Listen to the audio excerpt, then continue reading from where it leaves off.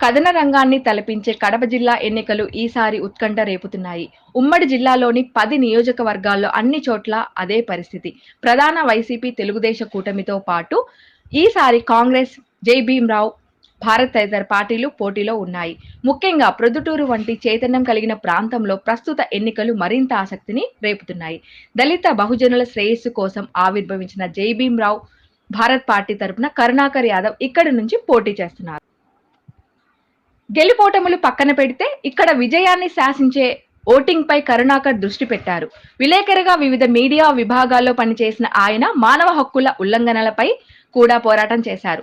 సహజంగానే సామాజిక అంశాల పట్ల అవగాహన ఉన్న కరుణాకర్ ఎన్నికల ప్రకటనకు ముందే తన భావాలను ప్రొద్దుటూరు ఓటర్ల ముందు పెట్టి ఆకర్షితులయ్యారు. ఓట్లు మావి, సీట్లు మీకా అంటూ ఫ్లెక్సీల ద్వారా ప్రశ్నించారు. ఆ నేపథ్యంలోనే ఇప్పుడు ఎన్నికల్లో పోటీ చేస్తున్నారు. ప్రొద్దుటూరు ప్రగతి కోసం ఒక ప్రత్యేకమైన మేనిఫెస్టోను తయారు చేసుకున్నారు. కరపత్రాల ద్వారా ఓటర్లను ఆలోచింపజేస్తున్నారు.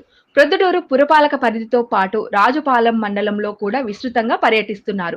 మరో ముఖ్యమైన అంశం ఏమిటంటే పులివెందుల జై భీమ్రావ్ పార్టీ అభ్యర్థి వైఎస్ వివేకా కేసులో అప్రూవర్ గా ఉన్న దస్తగిరి కరుణాకర్ యాదవ్ ప్రచారానికి తోడుగా ఉంటున్నారు.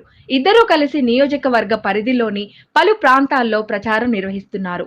అట్టడుగు వర్గాల తరపున పోరాటం చేస్తున్న కరుణాకర్ యాదవ్ ఈ ఎన్నికల్లో ఎంత మేరకు ఓటర్లను ప్రభావితం చేస్తారో వేచి చూడాల్సిందే.